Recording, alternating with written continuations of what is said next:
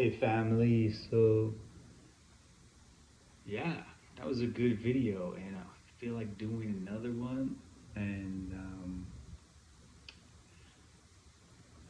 there's this quote from the Havamal, which is a Nordic kind of Bible poetry, and the Havamal has this quote that I really like. That was,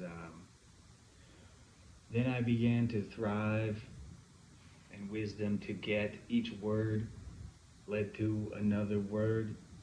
Each deed led to another deed. And this is something I've been wanting to talk about to everyone for so long because I'm still having people struggle to understand me and just how fast my intuition is working when I am meeting with clients, family, friends, and just how I can process things so quickly, that it seems like I didn't even listen to you, but this word is living and leading to another. The deed is leading to another. You shouldn't feel stuck in life, and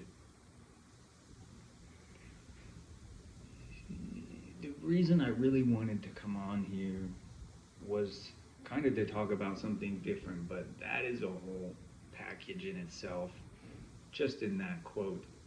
Um, but I wanted to talk about I wanted to go back and talk about the hoop and Phoenicia, who was that horseback gypsy planting wildflowers that I started telling you about in the previous video, who was such a mean person that people are split about this person. Some people see her like a mother, grandmother figure. Some people think she was a horrible, abusive person who ruined people's lives and stole from them. Okay? Um, she's a whole subject of herself, but this is not about her. This is about the hoop, which is the indigenous technology and spirituality that she was leaving behind and leading from for us who were following her. So, in that way, there is a spirit of a thing that is very much working through her and a person that is not necessarily to be confused with that person. Um, so that's how I met indigenous mindset without becoming a follower of Phoenicia. So other followers of Phoenicia are very successful doing what they're doing. We got Michael Ridge, very famous right now, and he just took what Phoenicia was doing and did the exact same thing. So he has a pack string of horses and he goes around planting wild foods. And the words he say sound exactly like Phoenicia. He is copying Phoenicia, and that is good for him. That's good enough for him. He did that, and he's teaching about those wildflowers and indigenous mindset and horsemanship, and he's doing that. It's a performance art. He's doing that performance art specifically. But you can't just take someone as eclectic as Phoenicia and follow one aspect of her and think that you're going to get the whole picture, because there was this hoop that was speaking through her that is this indigenous mindset and philosophy, that part of it, the part that I loved about it was the friendly part that was loving and accepting of everyone in their unique position. Sometimes she would say, you gotta do what I'm doing, or you're not doing anything. You gotta learn how to live on the earth, or you don't deserve to be here killing it. And somebody like Michael, who is following her every footstep, they are going to say the same thing, and have that form that opinion that you've got to get horses and hunt and fish and dig roots and plant wildflowers, or you don't deserve to be here. That's great for him, but there are people in every walk of life who still want to participate in community and participate in an impactful mission. And that's where I picked up on something else that was happening within Phoenicia as she did this walk, because she was acting as a very motherly, grandmotherly, indigenous elder, loving of people, encouraging of people, no matter where they were. And that aspect, Michael just kind of missed, and he's just kind of a dude who can do stuff, and he's like, yeah, I'm not here to talk any crap about Michael. His work is very important. And I would encourage everyone to do a little of everything, to where you understand what one thing is teaching you about something else. So I did have some horses for a little while. I did plant some biscuit roots. I did harvest stuff and doing all the fun stuff they were doing. But what Phoenicia would have said something about like a rainbow gathering, or so all these hippies in the rainbow gathering. Phoenicia would have, on one side, talked crap about them and said, oh, they're not doing anything. They need to get horses and do this, or they're doing nothing. And Michael would say the same thing. But then Phoenicia would say, but I'm going to go to the rainbow gathering and hang out with them all. And that is what Michael can't do, and what I did. And so I didn't keep my horses. I sold my horses. I stopped doing that. Partly because Michael was rude to me and kept me out and didn't have a way to integrate other people into what he was doing. It's very much resource based. He's not able to open the doors to a multitude of people and start a village and start a community. He's very much protecting his own sustenance out there, which is, that's fine. Some people have to do that. I didn't have to do that. And I gotta stress that I come from a well-endowed family, and I got to just visit and participate and observe and learn without needing to hunt and fish and dig biscuit roots to survive. And I didn't need to make GoFundMe's and make tons of content to survive. So I didn't do that. I just kept on learning and growing, mostly in private. So where this is all going is that this hoop mentality is very cool. It's a circle, it's a technology, it's mathematical, and it's also very spiritual. And this philosophy has to do with giving more than you take. It's an abundance mindset. You cannot just give more than you take, or you will end up with nothing, negative. So the point here is for everyone to find something that they are good at, that they have a lot of, and give that every time you get something. Give two of something that you have a lot of every time you get something you need. This comes from this philosophy of every time the indigenous would dig a root out of the ground, they would put something back in the ground, like seeds is the point here. They would carry seeds of the wildflowers that they wanted to plant in that area. And you can find all this information if you look up Phoenicia. And more people should be watching her videos as she's no longer with us. But she has documented this on YouTube.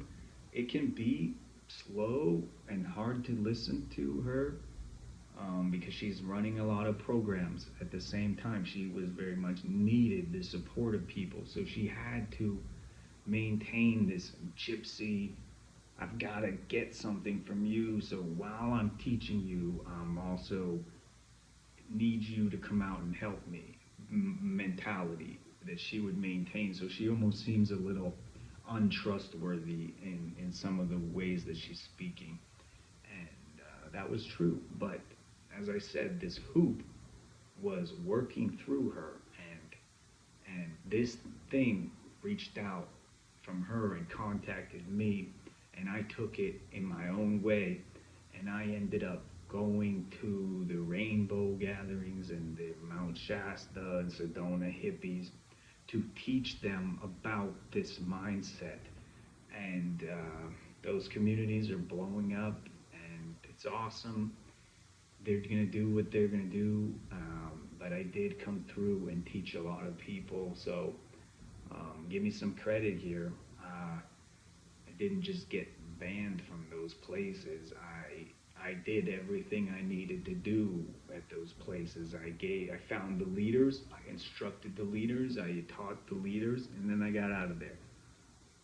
So the leaders couldn't keep up with me, and I'm referring to just this central figures that everybody looks up to, and I won't name a bunch of names, but there are central figures that everybody looks up to in these communities that are living off-grid in Sedona, Mount Shasta, Rainbow. There's elders, and I met with, consulted with, and no BS taught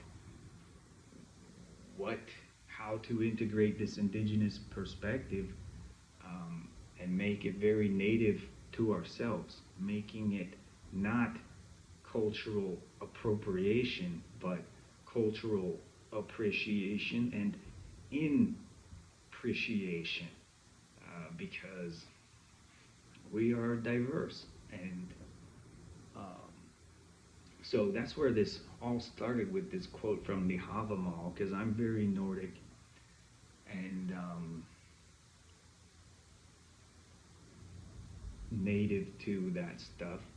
And this, every word leads to another word, every deed leads to another deed, really has to do with this hoop of you give back more than you take. You give back.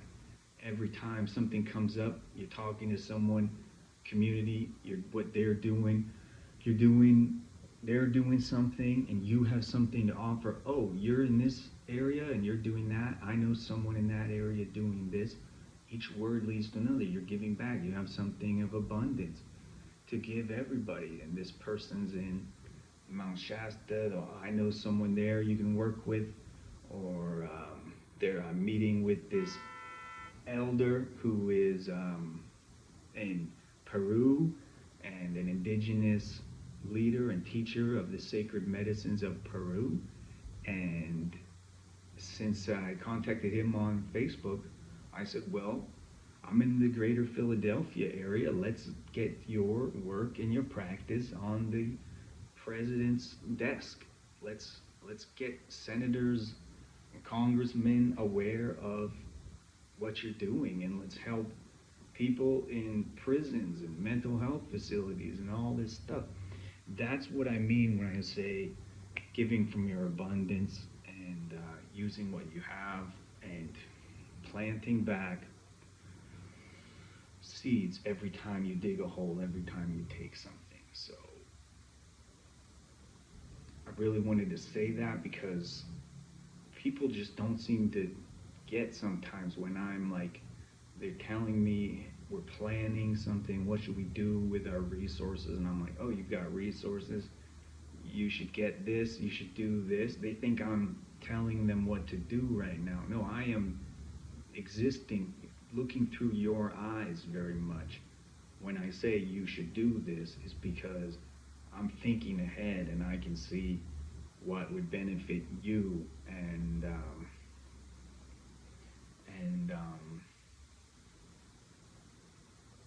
yeah, that has to do with my personal family who are looking for some land. Maybe they want to get some land for me, but I'm cutting them off and saying, well, you should get land for you. How is it going to benefit you? I'm thinking in a million directions. It's going to benefit me, but don't get it for me if it's not going to benefit you, because you should be, if you're going to use your money for something, it should benefit you and me. And if you're just thinking about something that I need outside of yourself, then it won't be a good purchase. It'll be distracting outside. So I made this video also for a mission that I'm hoping to go visit, and every business owner and leader who I want to consult, I am learning this business language of mergers and acquisitions right now. And in that way, I'm merging with every potential business person that I interact with, as if I've already taken over your business, as if I were you running your business. Here's what I would do. And that's part of my creative therapy. It's going a million miles a minute. So I thought I would make this video to get some things out of the way so that I can share just what I'm doing when I'm telling people what to do or how to run your business. It's like they didn't ask for it or something. No, you must understand, I'm doing this as part of my soul contract. This is an irrevocable trust with society that I have determined to every single person that I talk to, every single time that I dig something or take something out of the ground from anyone or interact with anyone, or I get a compliment from someone, I'm giving back twice as much into that very space. So that would really be it.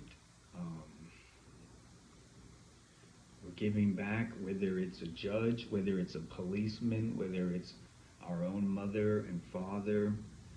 They say something, you say something, I'm going to say something back. I'm never going to be the one to stop communicating after I get something from you. So if you keep communicating with me, I'm going to keep communicating with you. If you lose interest, I'm going to lose interest. So that's how I navigate my life. That's how I find people who want to do stuff. That is how I have taught and instructed all the peoples from the hoop, with even them and Michael and Phoenicia, to Mount Shasta and Sedona leaders, and giving all of my time and knowledge and attention to them, is because something about their energy was very much inquisitive and very much wanted what I had to offer, because they would keep poking me back when I poked them. Who remembers Facebook? You poke, I poke. You poke, I poke. You poke again, I poke again. It's a poke war. And my consulting practice is a poke war. And if you poke, I'm going to poke.